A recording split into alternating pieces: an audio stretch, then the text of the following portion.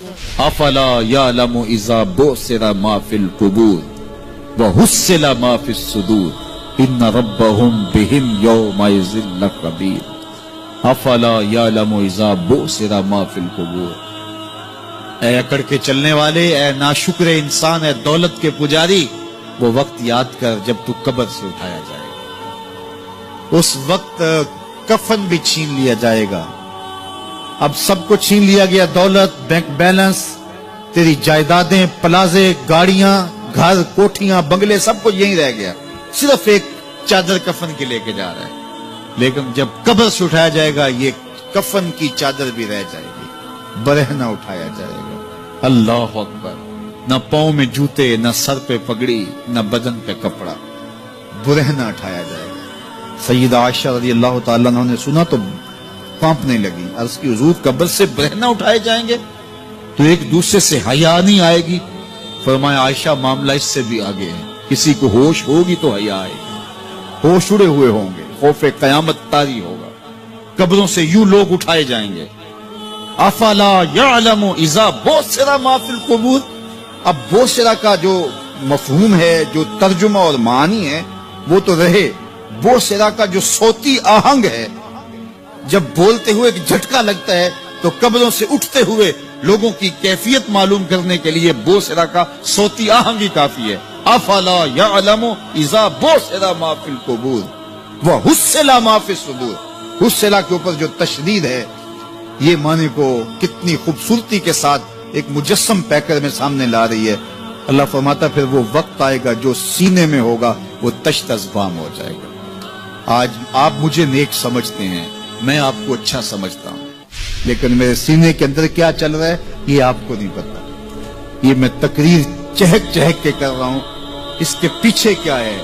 میں آپ کے دل اپنی جانب موڑنا چاہتا ہوں، آپ کی جیبیں خالی کرنا چاہتا ہوں، یا میں آپ کے سامنے پاک اور ستھرا اور بڑا جو ہے وہ نیکوکار بننا چاہتا ہوں، یا میرا مقصد رضائے الہی ہے؟ یہ مجھے پتا ہے، آپ کو نہیں پتا۔ آپ کہاں ہیں، کہاں کھڑے ہیں، میں آپ کو اچھا سمجھتا ہوں، لیکن آپ کو پتا ہے کہ ہم کہاں کھڑے ہیں۔ لیکن قیامت کے دن یہ ساری چیزیں سامنے آ جائیں گی۔ وَحُصِّلَ مَا فِي الصُّدُورِ۔ اور سورہ الطارق میں فرمایا یوم تبلی السرائر فما لَهُ مِن قُوَّةٍ وَلَا نَاصِرٍ۔ اس دن سارے راز کھول دیے جائیں گے اور کوئی طاقت نہیں ہوگی جو ان رازوں کو کھلنے سے روک سکے گا۔ آج طاقتور کی بات نہیں کھلتی اور کمزور کی بات اچھال دی جاتی ہے، لیکن وہ وقت آنے والا ہے یوم تبلی السرائر فما لَهُ مِن قُوَّةٍ وَلَا نَاصِرٍ۔ نہ زور کے بل پہ، نہ زر کے بل پہ، نہ کسی اور بل پہ کسی کام کو روکا جا سکے گا، ہر شے تشت ازبام ہو جائے گی۔ وہ کتنا سخت دن ہوگا۔ اے داور حشر میرا نامہ اعمال نہ پوچھ، اس میں کئی پردہ نشینوں کے بھی نام آتے ہیں، تو وہ کتنا سخت دن ہوگا۔ وَحُصِّلَ مَا فِي الصُّدُورِ إِنَّ رَبَّهُمْ بِهِمْ يَوْمَئِذٍ لَخَبِيرٌ۔ بے شک ان کا رب اس دن ان سے خوب باخبر ہوگا۔ وہ آج بھی باخبر ہے، لیکن آج کئیوں کو یقین نہیں کہ وہ باخبر ہے، لیکن اس دن سب کو یقین ہو جائے گا کہ میرا رب اس سے باخبر ہے۔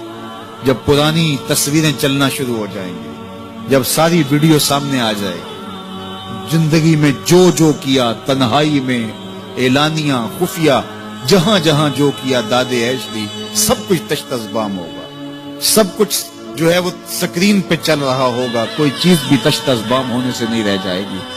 تو پھر بندہ کہے گا اوہو یہ تو سب میرے مالک کو پتا تھا، لوگوں کی نظروں سے چھپ سکا، رب کی نگاہوں سے تو نہیں چھپ سکا۔ اس کی نگاہوں سے کون چھپ سکتا ہے؟ یہ یقین آج اپنی روحوں میں اتار لو، اچھی طرح سے جذب کر لو۔ گناہوں سے بچنے کا اکثیر نسخہ ہے یہ یقین کہ میرا رب مجھے دیکھ رہا ہے۔ یہ یقین جب روح میں جم جائے، خیالوں میں اتر جائے، اعتقاد کا پختہ حصہ بن جائے، پھر بند کوٹڑی میں بھی جرم نہیں ہو سکتا کہ میرا مالک تو مجھے دیکھ رہا ہے۔ آپ دیکھتے نہیں کہ جب ساتوں دروازے بند کر کے بت کے اوپر موٹا کپڑا ڈال کے زلیخا بولی ہے تلک یوسف اب تو آ جاؤ نا، اب تو کوئی نہیں دیکھ رہا، قال معاذ اللہ، تو جناب یوسف نے کہا میں اللہ کی پناہ میں آتا ہوں۔ اللہ اکبر۔ تو دروازے بند کر کے لوگوں کی نظروں سے چھپ گئی ہے، اور بے نور آنکھیں رکھنے والے اس پتھر کے بت سے بھی حیا کرتی ہے اور اس پہ بھی پردہ ڈال لیا ہے. جب تو اس جھوٹے خدا سے حیا کرتی ہے، میں سچے خدا سے حیا کیوں نہ کروں جو ساتویں کوٹھڑی میں بھی دیکھتا ہے. اتنی روشنیاں برسی کہ گناہ کا تصور بھی محال ہو. تو یہ یقین کہ میرا اللہ مجھے دیکھ رہا ہے، یہ انسان کی زندگی میں نظم پیدا کرتا ہے.